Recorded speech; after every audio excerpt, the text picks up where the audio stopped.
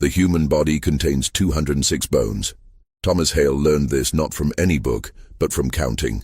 By the spring of 1847, he had counted the bones of 17 people, some intact, others scattered by time and the Georgia soil that tried but failed to keep its secrets. On the evening of March 11, 1847, a stranger arrived at Belmonte Plantation carrying a leather satchel and a letter bearing a wax seal that had already been broken and poorly resealed. The overseer, Mr. Dalton, brought the man directly to the main house without the usual interrogation at the front gate. Thomas was trimming the hedges near the entrance when he saw them pass. The stranger walked with the gait of someone who had traveled far, but his boots showed only a day's worth of dust. This inconsistency made Thomas's hands still on the shears. The stranger identified himself as Mr. Edmund Voss, a lawyer from Savannah, though his accent carried notes of somewhere farther north. He had come, he explained to Colonel William Fairburn, regarding a matter of inheritance and property dispute involving land that adjoined Belmonte's eastern boundary. The colonel received him in the study, and Thomas, assigned to serve refreshments, heard fragments of their conversation through the partially open door. "The deceased left no clear will," Voss was saying, "but there are irregularities in the land transfer of 1839, questions about how the property was acquired." Colonel Fairburn's response was measured, controlled. "I purchased that land legally, Mr. Voss. Every document was properly filed." Of course. However, the deceased's nephew is contesting. He suggests there may have been undue influence in the sale. The previous owner, Mr. Gerard Finch, died quite suddenly after the transaction. Thomas's hand trembled slightly as he poured water into the crystal glass. He knew the name Gerard Finch. He knew exactly where Gerard Finch was buried. Later that evening, after Voss had been given a room in the house and the colonel had retired, Thomas stood in the doorway of his cabin in the quarters, looking out at the expanse of Belmonte. The plantation stretched across 200 acres of Georgia cotton country, with the main fields visible even in the darkness, a vast emptiness under the stars. But Thomas wasn't looking at the fields. His eyes traced invisible lines across the landscape, marking locations that only he could see, 17 points on an invisible map that he carried in his mind. The first grave he'd discovered was an accident. He'd been 12 years old, newly purchased and brought to Belmonte from an auction in Augusta. His mother hadn't come with him. They'd been separated, and the not knowing of her fate had carved a hollow place inside his chest that never quite filled in. That first grave was beneath an old magnolia tree on the far edge of the property, where the cultivated land gave way to forest. He'd been digging fence post holes. They often made the new slaves do the hardest physical labor, testing them, when his shovel struck something that wasn't rock or root. He'd uncovered the remains carefully, quietly, then covered them again. Even at 12, he'd understood that finding a hidden grave meant danger. It meant someone had buried something they wanted hidden. But what haunted him wasn't the grave itself. It was the iron ring he'd found among the bones, a key ring with 7 keys, corroded but intact. He'd kept it, hidden in a tin box beneath the floorboard of his cabin. He didn't know why.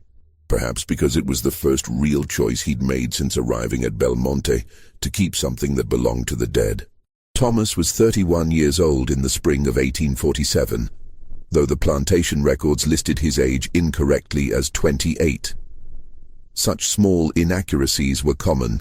Slaves' birthdays were rarely remembered or recorded with precision. He had lived at Belmonte for 19 years, longer than any other enslaved person currently on the property. This longevity was unusual and, Thomas understood, suspicious in its own right. Belmonte had a reputation for high turnover. Slaves were frequently sold south, the explanation given whenever someone disappeared. Sold south meant the deeper plantations of Alabama, Mississippi, Louisiana, places spoken of in whispers as the furthest ring of hell. But Thomas had learned that not everyone who left Belmonte was sold anywhere at all. The second grave he'd found was 5 years after the first. He'd been 17, assigned to drainage work after heavy rains had flooded the lower fields. The water had caused erosion near a drainage ditch, and there, exposed in the eroded bank, was a human skull. He'd worked quickly in the pre-dawn darkness, reburying the remains deeper, covering the site with stones and brush. But he'd noticed something crucial.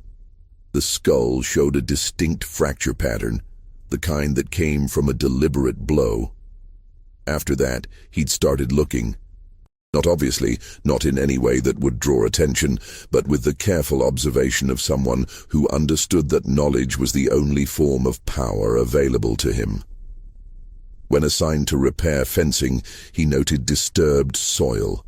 When working in the forests collecting firewood, he marked unusual depressions in the earth. When helping with construction projects, he paid attention to places where the ground had been dug and refilled. By 1847, he had found 17 graves, 17 places where someone had been buried in secret, away from any church or marked cemetery. 17 people who had vanished from the record of the living without proper account. He remembered names. Sarah, she'd been a house servant who'd witnessed something in the Colonel's study. She'd disappeared in 1842, allegedly sold to a trader heading to Mobile. Thomas found her remains near the old stable that had been torn down in 1843. Marcus, accused of theft, taken to the whipping post, but Thomas never saw him afterward. They said he'd run. Thomas found him beneath what was now the new tobacco barn, built in 1839. The foundation had been laid directly over disturbed earth. Eliza, she'd worked in the Colonel's wife's chambers. Mrs. Fairburn had died of fever in 1840, and Eliza had tended her in those final days. 3 weeks after the funeral, Eliza was gone. Sold south was the explanation. Thomas found her in the woods, half a mile beyond the eastern property line. And Gerard Finch. Not a slave, but the white landowner whose property the Colonel had acquired. His was the easiest to locate because Thomas had been part of the work crew that had rebuilt the old spring house on the absorbed property. They'd been instructed to dig deep for the new foundation. Thomas had understood even then what they were really digging. Now Edmund Voss had arrived, asking questions about Gerard Finch and the land sale of 1839.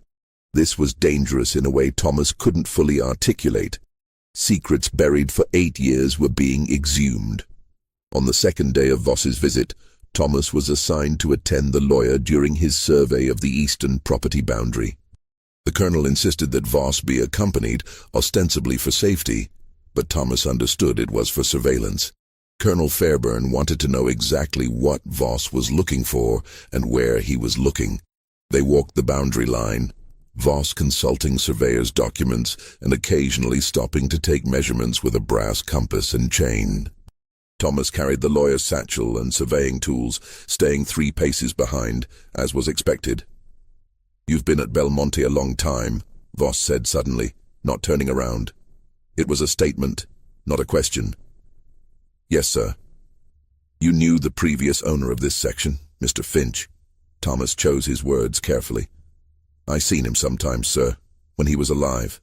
"What manner of man was he?" "I couldn't say, sir. I didn't know him for speaking to." Voss stopped walking and turned to face Thomas directly. His eyes were sharp, analytical. "The property records show that Mr. Finch sold his land to Colonel Fairburn in July of 1839, then died 3 weeks later in a riding accident. Rather unfortunate timing."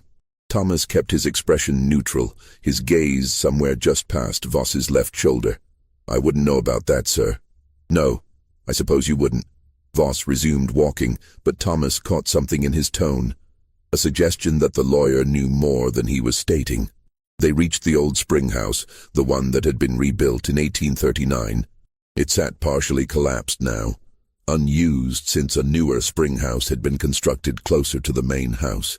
Voss examined it with interest, walking around the perimeter, noting the foundation.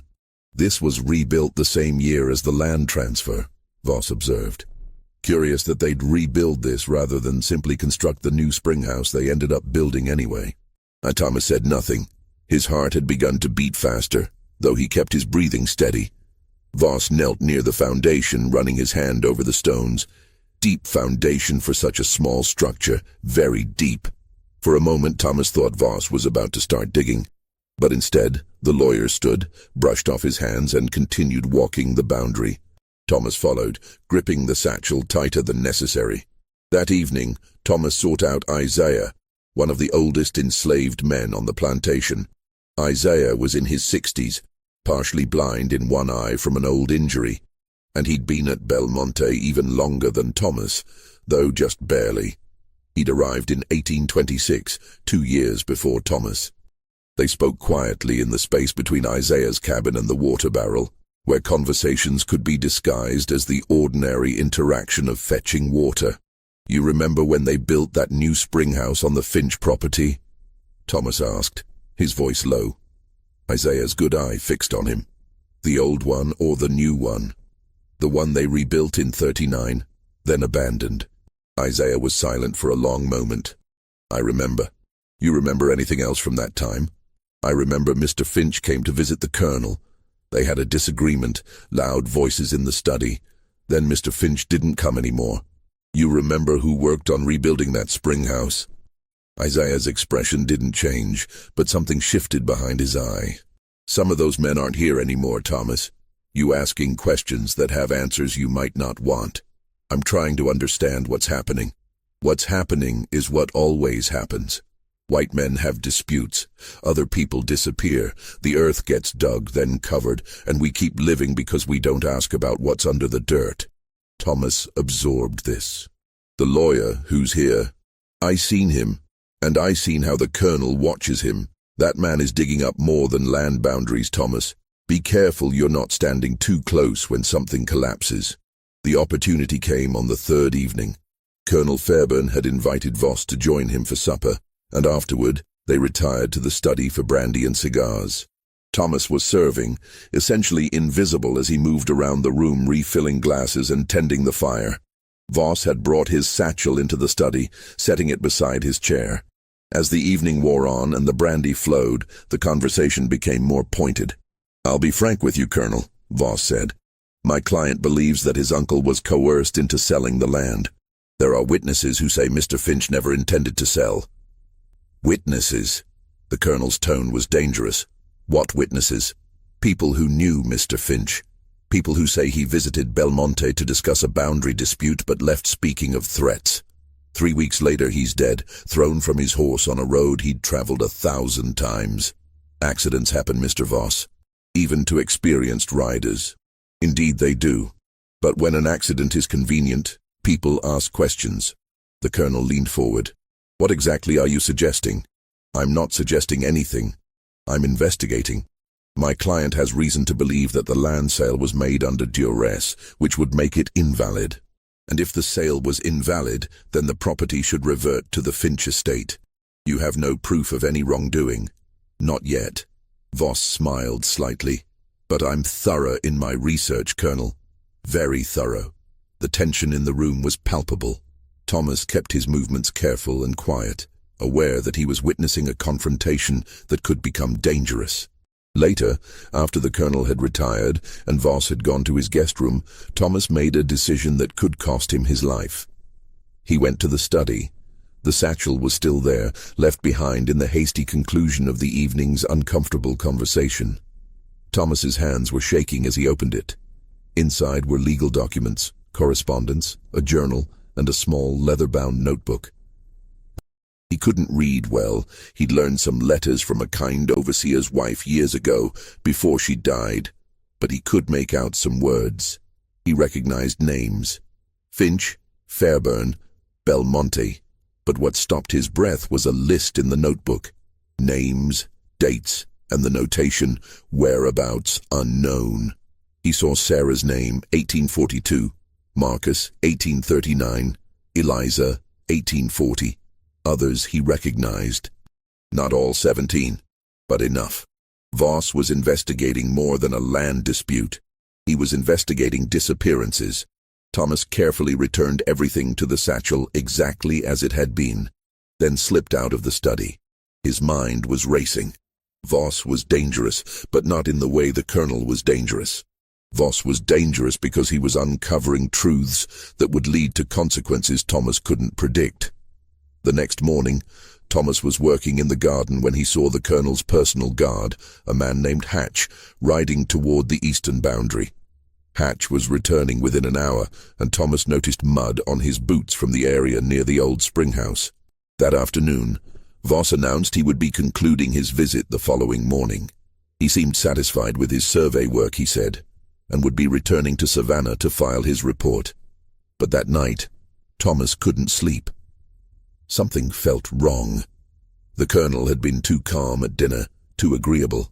Voss seemed relieved, almost jovial, speaking of his forthcoming departure. At midnight, Thomas rose from his bed. He moved through the darkness of the quarters, past the other cabins, toward the main house. The plantation was silent except for the sounds of nocturnal creatures and the distant bark of a dog. A light was burning in the study window. Thomas crept closer, staying in the shadows.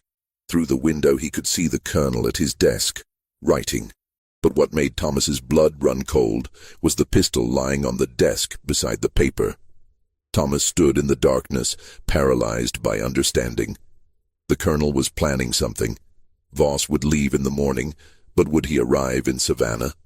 Or would there be another accident on the road, another unexplained death that would seem like misfortune, but was actually murder? The decision Thomas faced was impossible. He was a slave. He had no legal standing, no authority, no voice that would be heard or believed. If he tried to warn Voss and was caught, he would be killed. Even if he succeeded in warning Voss and Voss escaped, Thomas would be killed for the betrayal. There was no version of this story where Thomas survived by acting. But there were 17 graves. 17 people who had been buried in silence because no one had spoken, no one had acted, no one had risked themselves to prevent another death. Thomas thought of the key ring he'd found in the first grave, hidden beneath his floorboard for 19 years. 7 keys. He'd spent years wondering what they opened. Now, suddenly, he knew where to look. He returned to his cabin and retrieved the keys from their hiding place. Then, moving like a ghost through the night, he went to the main house. The colonel's study had a separate entrance from the side of the house, used for business visitors. Thomas tried the first key. It didn't fit. The second key turned in the lock with a quiet click. Inside the study, the colonel had extinguished the lamp and left, but moonlight through the window provided enough illumination to see. Thomas went directly to the large cabinet against the wall, the one he'd seen the colonel lock on countless occasions. The third key opened it. Inside were ledgers. Thomas's reading was limited, but he understood numbers. The ledgers showed payments, expenses, transactions. But there was another column recorded in different ink, names and dates corresponding to special expenditures. He saw Gerard Finch's name with a payment listed beside it, but the payment was dated 1 week after Finch's recorded death. There were other documents, letters, agreements, land deeds. And there, at the bottom of the cabinet, was a small wooden box. The fifth key opened it. Inside was jewelry, women's jewelry, rings, brooches, a locket. Thomas opened the locket. Inside was a small portrait of a young woman and a lock of hair. The inscription read, "To Eliza, with devotion." It was signed with initials. G.F. Gerard Finch had been involved with Eliza. Not the colonel's serving woman, Finch's own servant perhaps, or someone he cared for. And when Finch died, the colonel had acquired not just his land but also his property, including the people he'd enslaved, including Eliza. And then Eliza had disappeared. The pieces were assembling into a horrifying picture. The colonel hadn't just murdered Finch for his land. He'd murdered anyone who knew about the murder, who might talk, who posed a risk. The special expenditures in the ledger, payments to people who'd helped, or payments to make problems disappear. Thomas was holding evidence of multiple murders spanning 8 years, evidence that could hang the colonel. But evidence that Thomas couldn't present, couldn't use, couldn't bring to any authority because he was property, not a person in the eyes of the law. He heard footsteps in the hallway. Thomas froze. The footsteps paused outside the study door. The handle began to turn. In a moment of pure instinct, Thomas closed the box, closed the cabinet, and dove behind the heavy curtains that covered the window. The door opened. Through a gap in the curtains, Thomas saw the colonel enter carrying a candle. He went directly to the cabinet, opened it with a key from his pocket, and retrieved the wooden box. The colonel stood there looking down at the box with an expression Thomas couldn't fully read, something between regret and resolution. Then he closed the cabinet, turned, and left the study, taking the box with him. Thomas waited, barely breathing, until he was certain the colonel was gone. Then he slipped out from behind the curtain, re-locked the cabinet and the study door, and fled back to his cabin. He didn't sleep. He sat on his bed, holding the 7 keys, understanding that he'd just witnessed the colonel preparing for another murder. The box probably contained evidence the colonel needed to dispose of before Voss's departure, but it meant the colonel was moving forward with his plan. As dawn approached, Thomas made his decision. Thomas found Voss preparing his horse at first light. The lawyer was packing his satchel into the saddlebags, cheerful and whistling. He seemed oblivious to any danger. "Mr. Voss, sir," Thomas said quietly, approaching from the side. Voss turned, surprised. "Yes?" Thomas glanced around to ensure they were alone. "Sir, I need to tell you something. It ain't safe, sir. The road you're taking." Voss's expression changed, becoming sharp and focused. "What do you mean?" "There's danger, sir. I can't say more, but you shouldn't take the main road. You should go a different way." "Why are you telling me this?" Thomas met his eyes directly, a breach of every social code. "Because there's already too many people buried on this property, sir. I don't want to know where another one is." Voss stared at him for a long moment. Then slowly he nodded. "I see. There's a back road, sir, through the Miller property to the east. It's longer, but it'll take you to the main route to Savannah without going through the woods where the road gets lonely." "Thank you." Voss reached into his coat and pulled out a piece of paper and a pencil. He wrote something quickly, then folded it. "If anything happens to me, if I don't reach Savannah, this needs to get to the sheriff in Augusta. Can you see that it does?" "I can't leave the property, sir." "I understand. But perhaps it could be placed where someone passing through might find it? Someone who could deliver it?" Thomas took the folded paper, understanding. There were peddlers, traveling preachers, people who moved between plantations. "I'll see what I can do, sir. What's your name?" "Thomas, sir. Thomas Hale." Voss studied him carefully. "You're a brave man, Thomas Hale. Much braver than most. I'm just tired of counting graves, sir." After Voss departed, taking the alternate route, Thomas went about his assigned work, but his nerves were stretched taut. Would the colonel discover that Voss had changed routes? Would he realize Thomas had warned him? The day passed with agonizing slowness. The colonel was in a foul mood, snapping at everyone, pacing the house. By afternoon, it became clear why. A rider had returned from the main road with news. Voss had not been seen on the expected route. The plan, whatever it had been, had failed. The colonel's eyes swept across the plantation with cold calculation. Thomas knew that look. It was the look that preceded someone disappearing. That night, Hatch came to Thomas's cabin. "Colonel wants to see you. Main house. Now." Thomas followed, his mouth dry. This was it. The colonel had figured it out. In the study, the colonel sat behind his desk, the pistol once again lying beside his hand. The message was clear. "Thomas," the colonel said, his voice deceptively calm. "You've been at Belmonte for a long time." "Yes, sir." "You've seen a lot, heard a lot." "I don't hear nothing, sir. I don't see nothing that ain't my business."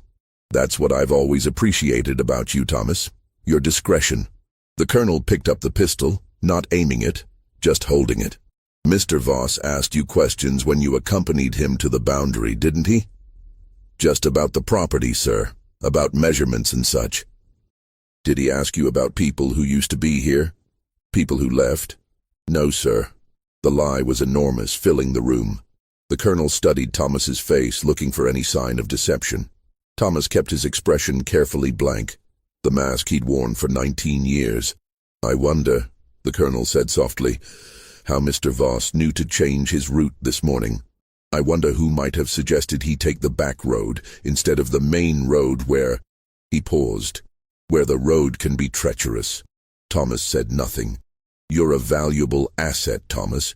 You know this plantation better than anyone. Every acre, every building, every—" The colonel smiled coldly. "Every piece of earth that's been disturbed and then smoothed over, don't you?" It was the first time the colonel had come close to acknowledging what Thomas knew. The admission was itself a death sentence. If the colonel was speaking of it openly, it meant he'd decided Thomas couldn't be allowed to live with that knowledge. "I just know where I've been told to dig, sir. Where I've been told to work." "Yes, you've done a lot of digging over the years." The colonel stood, walking around the desk to stand close to Thomas. Too close. "I think it's time we found a new position for you. Tomorrow morning, I'm sending you south. I've already arranged the sale. You'll be transported to a plantation in Mississippi." Sold south, the euphemism for disappearance. "Yes, sir," Thomas said quietly. "You'll leave at dawn. Hatch will accompany you to the trader station in Augusta. Get your affairs in order tonight." Thomas was dismissed. He walked back to his cabin, his mind racing. He wasn't going to make it to Augusta. Somewhere on that road, there would be an accident. Maybe he'd try to run. Maybe he'd attack Hatch. The story would be told, and Thomas Hale would become the 18th grave. But Thomas had one advantage. He knew it was coming. Thomas didn't sleep. He sat in his cabin, and he made a map. He couldn't write well, but he could draw. On a piece of cloth torn from his blanket, using charcoal from the fire, he marked 17 locations on a crude sketch of Belmonte Plantation. Each location he marked with an X and a name, the names of the people buried there. Then he wrote, laboriously in letters he'd taught himself, "The earth remembers. Thomas Hale, 1847. He wrapped the cloth around Voss's folded note and placed them both in a small tin box. Then he went to Isaiah's cabin. The old man was awake, sitting by his fire. "They're sending you away," Isaiah said. It wasn't a question. "Yes." "You ain't coming back?" "No." Isaiah nodded slowly. "What do you need?" Thomas handed him the tin box. "When the peddler comes next week, the one who trades at the Miller place, get this to him.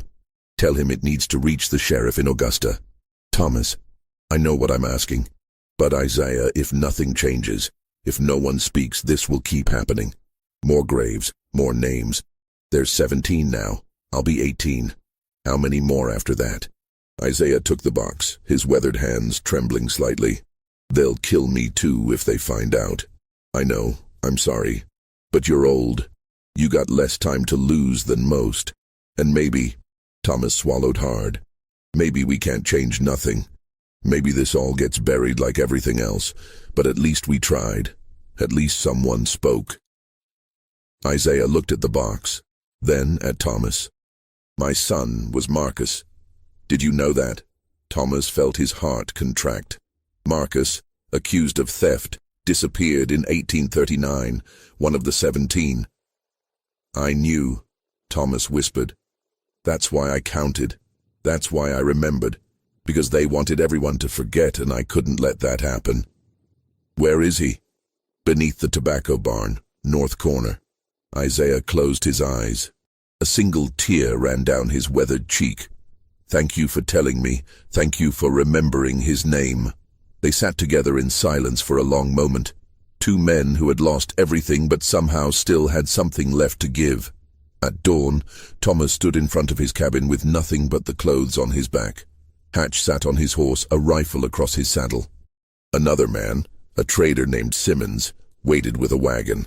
They bound Thomas's hands,